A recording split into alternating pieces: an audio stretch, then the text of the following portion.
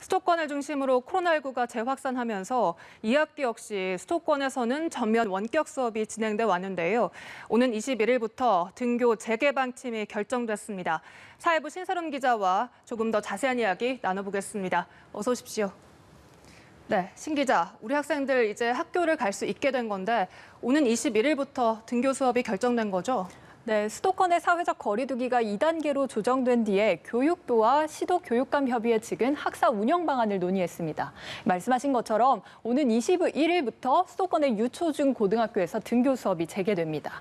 오는 28일부터 다음 달 11일까지는 추석 연휴 특별 방역 기간인 만큼 10월 11일까지 전국 학교의 밀집도 기준을 지킬 것이 권고됐습니다.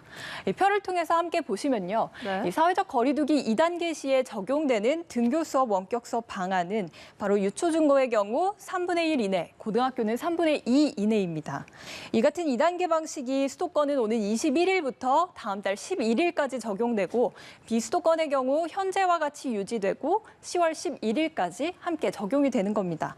다만 지역에 따라서는 조정 가능성이 있다고 말했습니다. 11일 이후로는 감염병의 추이를 보고 교육당국이 결정할 계획입니다. 네, 추석 연휴가 얼마 남지 않았지만 이 사회적 거리 두기 2단계에서 등교가 가능하다라고 교육부가 판단한 거죠?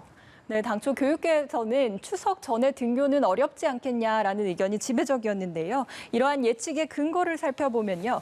지난달 25일 교육당국이 수도권의 전면 원격 수업 방침을 발표했습니다. 이 당시에 사회적 거리 두기 단계는 2단계였는데 선제적인 조치를 발표했던 겁니다. 네. 이후 이달 4일에 중대본이 거리 두기 2단계를 연장하면서 원격 수업 기간도 20일까지로 연장됐습니다.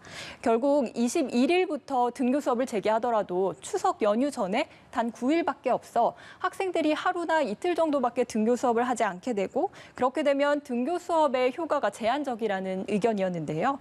또 이 특별 방역 기간으로 설정돼 있는 추석 연휴 기간에 학교도 추가적인 조치, 예를 들면 전면적인 원격 수업과 같은 조치가 이루어질 경우에는 더 효과가 낮아질 것이라는 이야기입니다.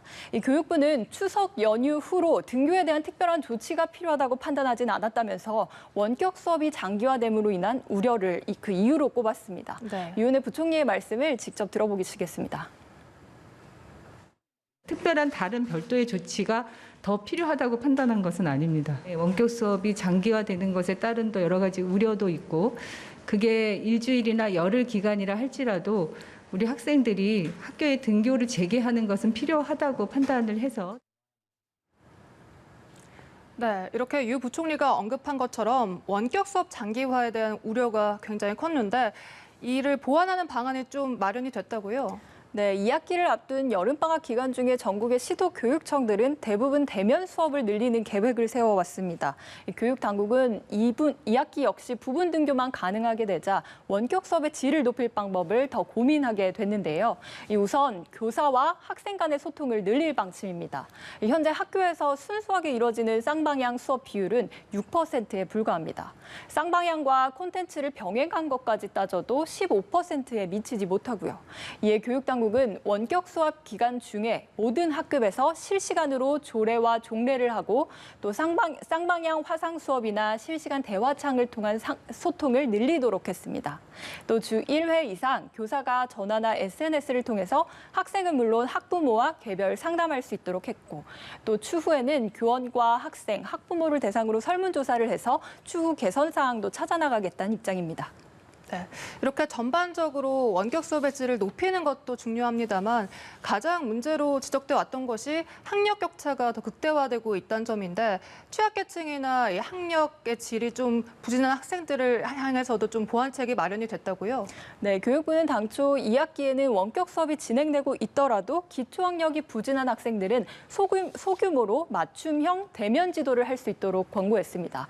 지금 약 2,000명 정도의 멘토가 취약계층의 학생을 지도하는 에듀테크 멘토링 사업을 하고 있고 또 초등학교 저학년 수학 학습을 위해서 AI 프로그램을 활용하는 것도 도입됐습니다.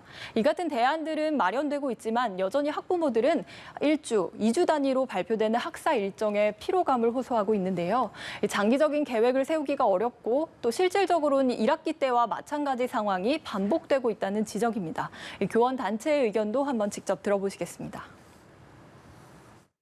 내년에는 그럼 과연 학교 상황이 나아질 것인가로 봤을 때 장담할 수 없잖아요. 그럼 내년에도 또 등교 수업을 못하게 할 것이냐. 그래서는 안 된다는 것이고 본질적인 처방을 더 늦지 않게 내야 되는 시기가 아닌가 생각합니다. 네, 마지막으로 고3 수험생 이야기도 좀 짚어봐야겠습니다. 내일이 9월 모의평가가 있는 날이죠. 상당히 중요한 날일 텐데요. 네, 맞습니다. 재수생은 물론이고 반수생까지 참여하기 때문에 9월 모평은 미니 수능으로 불립니다. 네. 그만큼 전국 단위의 성적을 가장 잘 반영하는 시험인데요. 내일은 전국 2,099개 고등학교와 428개 학원에서 시험이 치러집니다. 지원한 수험생은 48만 7천여 명으로 지난해보다는 약 6만 명 감소했고 지난 6월 모평보다는 4천 명 올랐습니다. 300인 이상 대형 학원은 여전히 집합금지 기간인데요. 시험은 치를 수 있도록 했습니다. 수험생의 성적 발표는 다음 달 14일 통지되고 이 자가격리 중인 학생들을 위해서 온라인 응시도 가능하도록 했습니다. 교육부는 오늘 수능은 예정된 날짜에 치를 수 있도록 차질 없이 준비하겠다고 밝힌 바 있습니다. 네, 알겠습니다. 지금까지 신세롬 기자와 이야기 나눠봤습니다. 고맙습니다.